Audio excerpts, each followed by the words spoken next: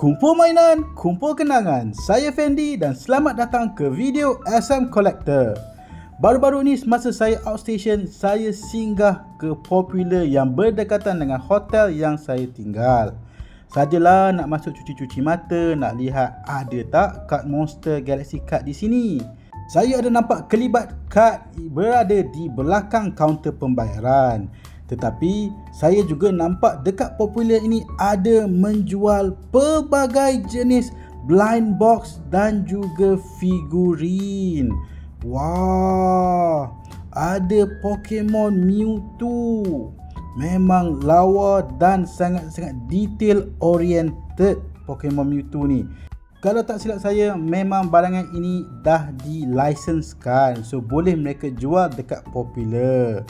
Alright. Dekat belakang Mewtwo tu saya nampak ada Togepi dan juga produk-produk dari Sega. Wah, not bad. Barang Kimetsu no Yaiba pun ada di sini ya. Tapi macam biasa saya hanyalah sekadar mencuci mata. Di belakang tu pula saya nampak ada pelbagai jenis Funko Pop.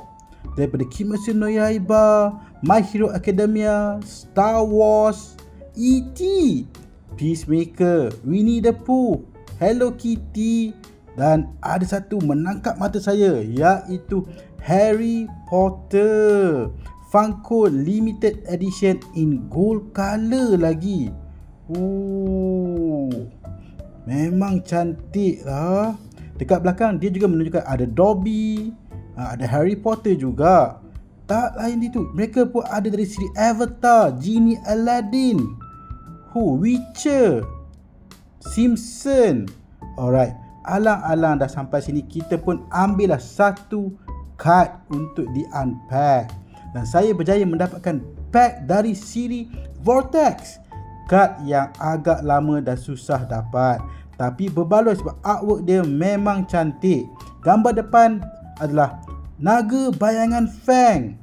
So tagline kumpul, main dan gabung. So marilah kita buka dan lihat kad apa yang ada di dalam.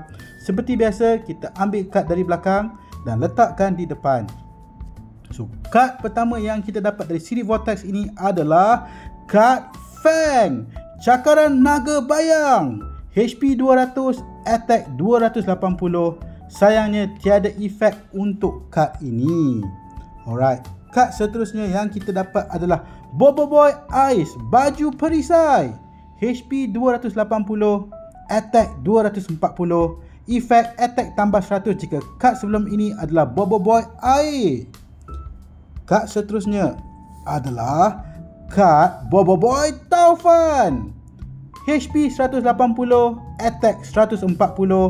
Efeknya pula, kad ini boleh ditukar dengan kad Bobo Boy Beliung jika kad Bobo Boy Beliung ada di dalam deck. Not bad, not bad. Yang seterusnya, kad kita adalah Yaya Tendangan Gravity, HP 200, Attack 160.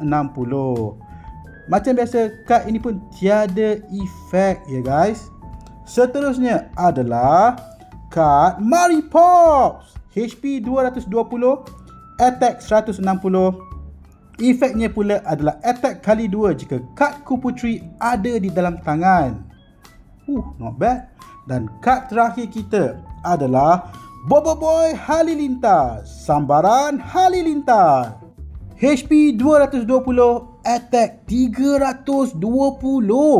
Efeknya pula HP tambah 40 jika kad sebelum ini adalah Bobo Boy Petir. Dia punya design memang lawa.